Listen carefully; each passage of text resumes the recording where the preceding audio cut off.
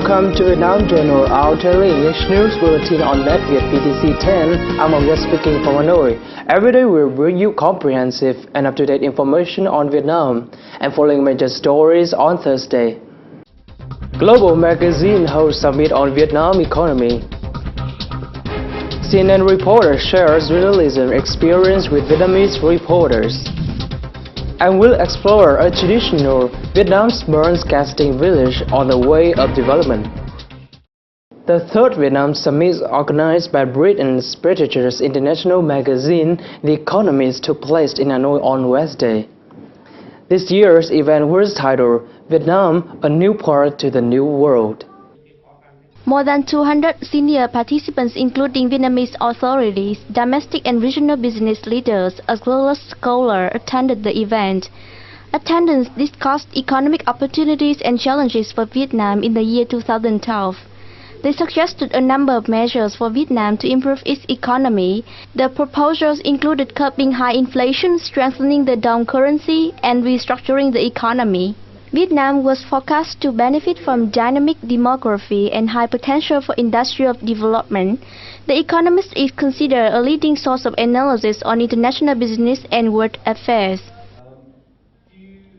On the sidelines of the Vietnam Summit 2012, many experts share their opinion of Vietnam's economic opportunities and challenges in 2012.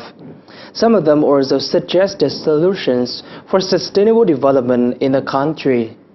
Vietnam is a land of opportunity, and that's really what today's conference is about. It shows you how to invest, what works, what doesn't work, and how important it is to meet and talk to Vietnamese people as well as politicians to make sure that your investment is good, long-term and sustainable. Look, without a doubt, it's becoming very, very competitive to attract investors to every country, including Vietnam. So one thing that's really important, and the government understands this, is improving the economic stability of Vietnam. That means encouraging inflation down, it means lowering interest rates over time, and ensuring that economic growth is maintained so that Vietnam is a nice place and an attractive place for people to invest. The second thing really is that companies need to understand that Vietnam is a place where they can both grow their top line and reduce their costs. Well, I think it's quite clear that the government has been beginning to tackle inflation in 2011, and we've seen some progress there. We've seen inflation in the last month or two come down a little bit. We're expecting inflation to moderate even further in 2012, but I suppose there's always going to be a tension between the need to continue the economy growing, and it's going to grow anywhere between 5.5% to 6.5% over the coming year, and the difficult global conditions that Vietnam finds itself in at the moment, and whether the government will choose to try and stimulate the economy or choose to keep a prudent, cautious approach to managing inflation and managing the deficits, we'll have to see. Well, I think that it's very encouraging that the government has recognized there needs to be restructuring of the financial sector.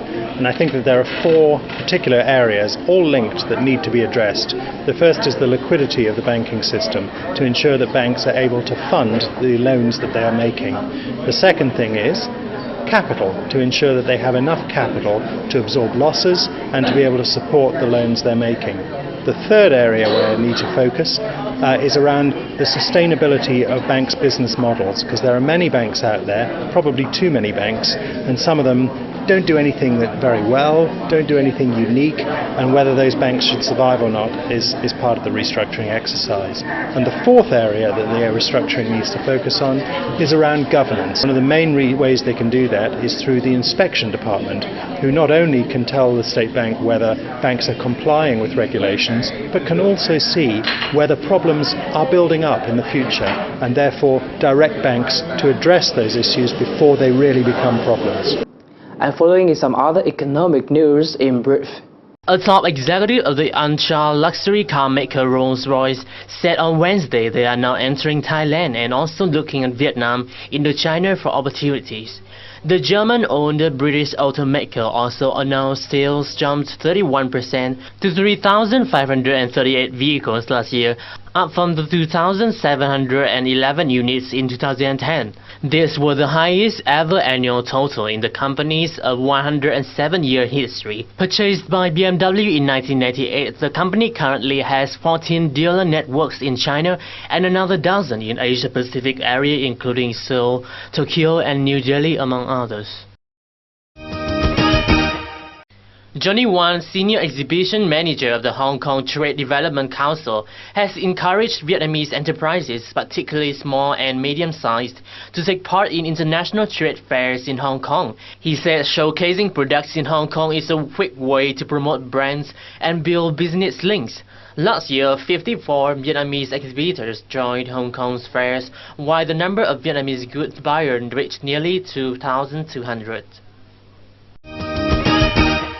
Representatives of the Vietnam National Coal and Mineral Industries Group, or Vinacomin, said at a meeting held on January the 10th that Vietnam will need to import 3 million to 10 million tons of coal a year by 2015, rising to 21 million to 40 million annually by 2012 as new coal-fired power plants are built. The shift from net exporter to importer comes as Vietnam grapples with the growing power shortfall that has brought chronic blackouts and is widely cited as one of the biggest barriers to foreign investments. Most of the imported coal is expected to come from Indonesia and Australia.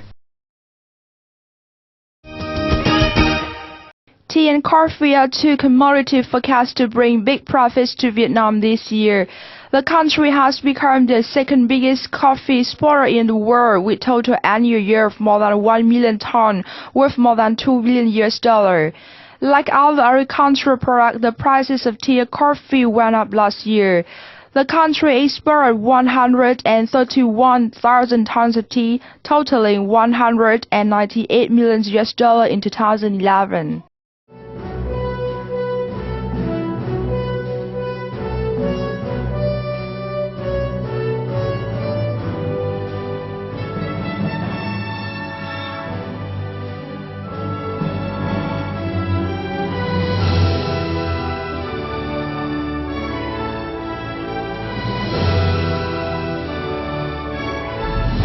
Vietnam Journal. It's not just news, it's life in Vietnam. Welcome back to Vietnam Journal. Veteran CNN anchor Jan Hopkins addressed a press conference in Hanoi on Wednesday. The event was hosted by the United States Embassy and attracted the participation of reporters. The conference received great attention from female journalists in Hanoi. Almost of the attendees at the conference were young reporters and female journalism students. Jane Hopkins shared experiences of her 30-year career in journalism, skills needed to achieve work-life balance, and personalities to become a good independent journalist. The conference offered great opportunities for Vietnamese female reporters to receive advice from an American famous speaker and journalist. Jan Hopkins and attendees also discussed about challenges and opportunities that Vietnamese journalists are facing in the coming years.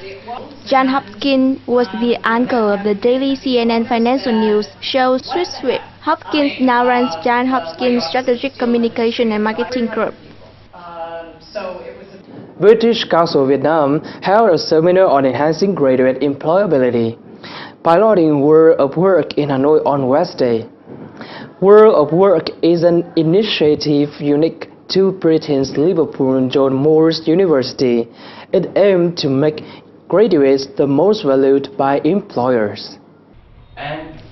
World of Work, or WOD, is an initiative devised by Liverpool John Moores University, one of the largest and leading universities in the UK, to enhance their students' employability.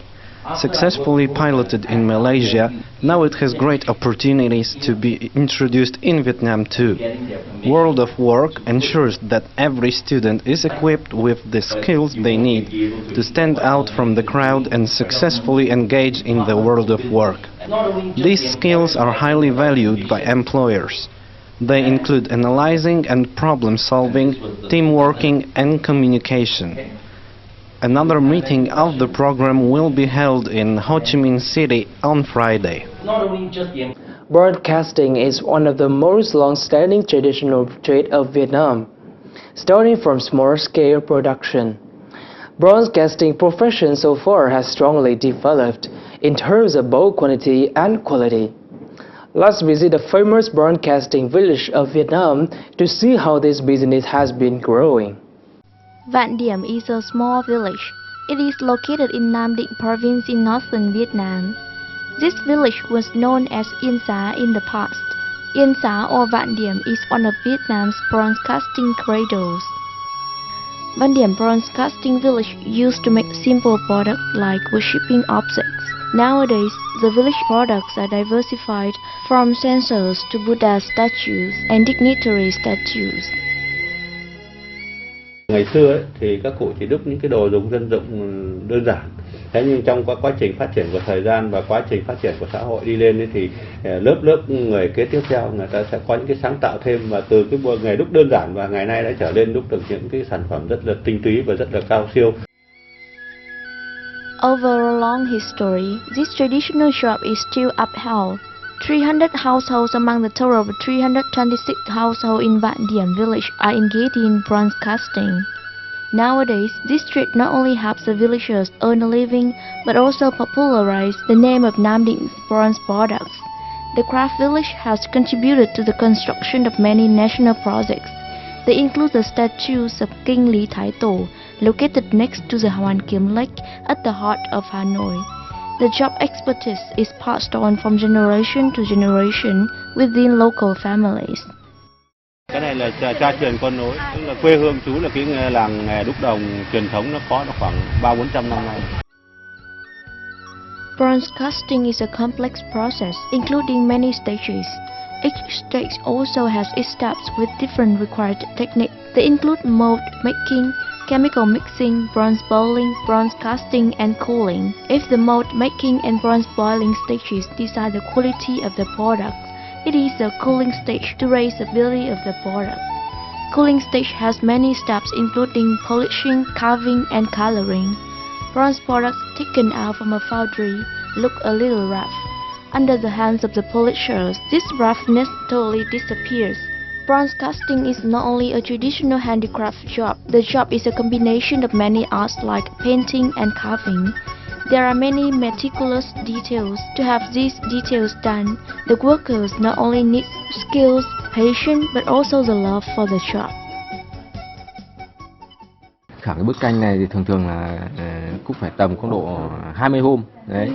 Thì khó khăn là những cái chi tiết nó rất là nhỏ, đấy, mình phải tỉ mỉ, đấy, mình phải kiên trì để làm nên một bức tranh mỹ mãn này thì nó phải cầu kỳ. For the product to have a harmoniously beautiful color, it needs to be colored. There are many ways to color the product. The most common method is pouring colored water over the product. Mixture of color powders will be boiled into high temperature. This mixture then will be poured all over the product. The workers have to constantly repeat pouring for the color to be beautiful and enduring. Coloring is the final step of cooling stage. This step will finish the product casting process. Not only providing products for domestic needs, broadcasting businesses in Vạn Điểm village have also started to export products abroad. This move promises great potential for development of Vạn Điểm in particular, and the traditional craft villages of Vietnam in general. The story about the Vietnamese traditional broadcasting village has wrapped up our news bulletin for today. For comments and feedbacks, please send an email to netvietdaily@gmail.com. Thank you for watching, and we'll see you tomorrow.